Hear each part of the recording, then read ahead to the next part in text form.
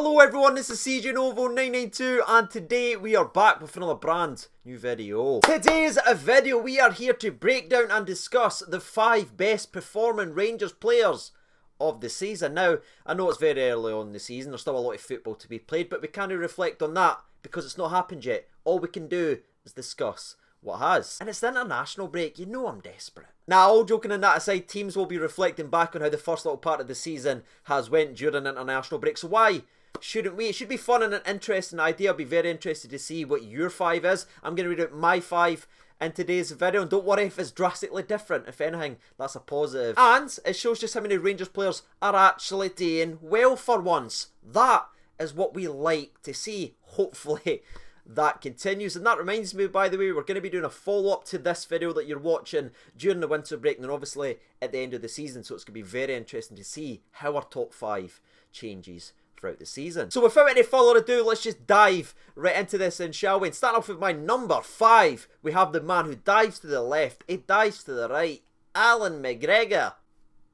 Now, just recently on the channel, I mentioned the fact that Mcgregor this season is sort of going underneath the radar, and he's not getting spoke about as much as he was last season, because you think about it, he was winning man of the match polls left, right and centre, and he was getting so many plaudits week in and week out. But this season, the focus is sort of on other players, like the new arrivals, other players who's stepping up, and rightly so, they are certainly playing well, but I think Mcgregor is playing just as good as he played last year, maybe even better. And I've got to give the nation credit, because I mentioned something similar in a video the other day talking about Mcgregor, and one of the nation summed up absolutely perfect. He went, he's a victim of his own success. We're getting used to how good he is now, so we're not bringing up as much, and that comment was absolutely amazing and summed up kind of perfectly. But in my personal opinion, he has to still be in the top 5. I mean, you just look at recently his saves versus Feyenoord to get us that 3 points. His unbelievable save versus Livingston as well with his feet during a corner kick. It was 1-1 at that point and we weren't quite at it. And then most recently just versus St Johnstone, I mean,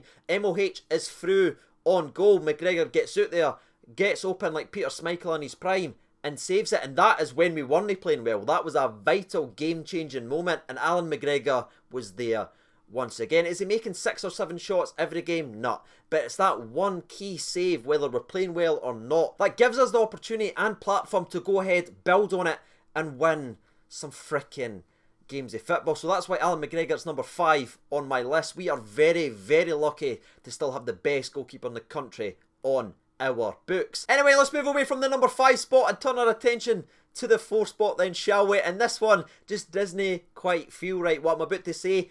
It came down to the finest of fine margins, that's all I'm going to say. But anyway, without beating around the bush any longer, number 4 is Jermaine Defoe. Now, before anyone goes mental and goes down in the comments and slams me for being an idiot by saying, CJ, you say he's this good and this good, you talk him up each and every opportunity, why is he only number 4 in your list? I think that goes to show you how well the other 3 must be playing. If the guy who's averaging a goal every 39 minutes in the league, who's the top goal scorer with only 353 minutes, is number 4 on my list. I mean, just talking about the guy, the numbers that he is putting up in the league has never ever been seen before. And if I was to pick one player for the ball to fall to for one opportunity to win any game of football, it would be Jermaine Defoe every single time. That's how highly I rate him. As I've already said, it's the tightest of margins picking these players, and if he had played more, he could have arguably been even closer because we had more opportunities to just demare Defoe things. But as it stands right now, he's going to sit in number 4, but again, that's not a slight on the guy. He's playing absolutely incredible. Do I feel good about that? No. But am I going to move on? Yes, because we are turning our attention to number 3, and believe it or not, it only gets harder from here. And I'm just going to get straight to this one again because it's going to maybe surprise a lot of people watching today's video. But number 3 on my list is going to be none other than the midfield maestro himself, Steven Davis. And can I just say from me to thee how happy I am that I'm able to sit in this position and talk to you guys about how well Steven Davis is playing in 2019, because I remember when he was first here at the football club and he was incredible. I mean, he'd done tremendous things in the midfield and then he left, and there was always that worry when he was coming back to the football club that we would sort of judge him on what he was doing before and he wouldn't be able to quite live up to it, and it may just end up being a disappointing return. I was fearing that so badly, but thankfully I get to sit here and tell you Steven Davis in 2019 is a different football player. He's not the same man who left. He's adapted and he's now doing things arguably just as well as he did the last time in a much more restricted role. But even saying that, he's still controlling the tempo and dictating the game. He's still being able to ping passes. Is he box to box like he used to be? No. But is he controlling the game just as much as he used to? Yes, in my personal opinion. And over the last 4 or 5 games especially, he could have arguably won man of the match in every single one of them. He's been incredible since the start of this season. And if I'm honest with you, I didn't feel like I need to say too much on this one. I love Steven Davis, always have, always will, and I'm pretty sure when we do this video again in the winter break, reflecting over the next couple of months, Steven Davis will be there once again. Number 2 then, and hello Nippy Bum Time, my old friend, because this right here feels like Nippy Bum Time. I have struggled so hard between the second and first place. They've literally went like that right up to the moment I am making today's video. I didn't ken the name that I'm about to say. That is how close it is. But since day one on this YouTube channel, me and thee has been honest with each other, so I'm actually just going to go with my gut, and I'm going to put at number 2, Alfredo Morales. Now, besides the number I have put him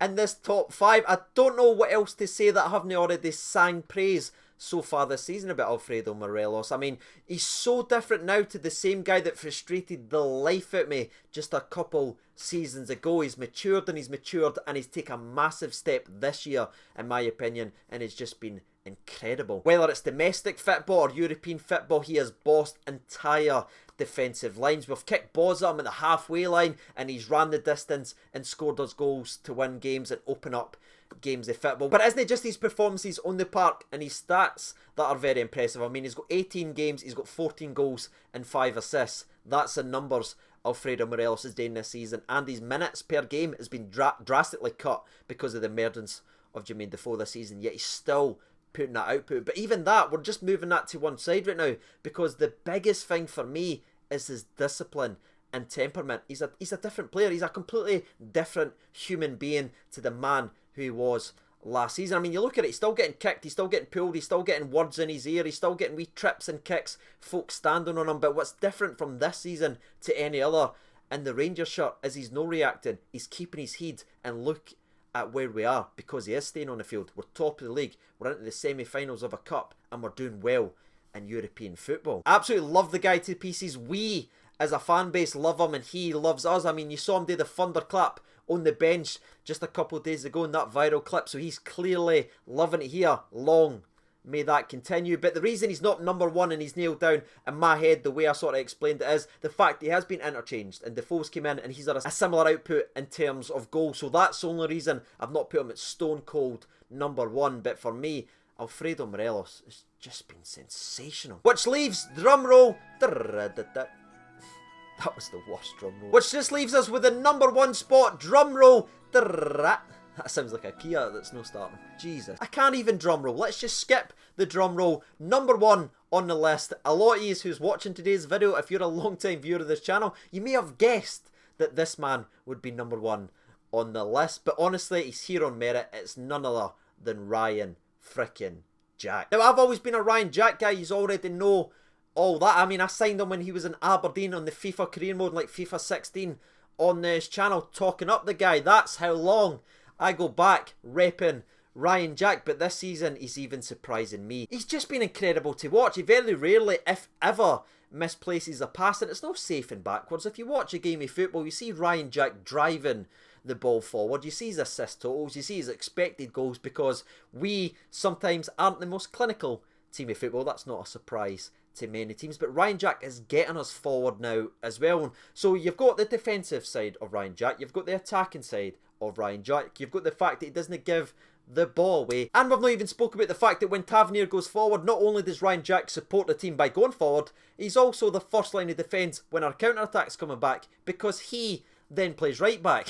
The man is literally doing 4 different jobs without breaking a sweat, and he's playing the same way in the first minute as he is in the 90. We are very, very lucky to have him, and I hope to God he's back very, very soon from this injury. So with all that being said, that is my 5 best performing Rangers players of the season so far. You've got Alan McGregor, Jermaine Defoe, Steven Davis, Alfredo Morales and Ryan Jack. That is my opinion. If you haven't done so already, get your thoughts and opinions out there. And while you guys are doing that, I will jump over to Twitter and read from the people. So let's start off with an OG of the channel, Mr. Mark Mendes. He writes in Morelos, Jack, Mcgregor, Defoe, and Bonner Bear Barisic, especially recently. 55 writes in Defoe, Morelos, Jack, Katic, and Shagaru. You've got 55 that writes in Stephen Davis, Aribo, Kamara, King, and Dockery. By the way, I'm reading these out as in number 1 is first, then working their way to 5. Don't know if I explained that, but yeah, he's basically saying Davis is number 1 on his list. Bob Steele writes in Davis, Jack, Morelos, Defoe, and Barisic. Alright, I'm going to be honest with you, I feel a wee bit better now. I was crapping myself that I never put Morelos first, but I don't think anyone has so far, so I'm feeling good, going to be honest, feeling safe.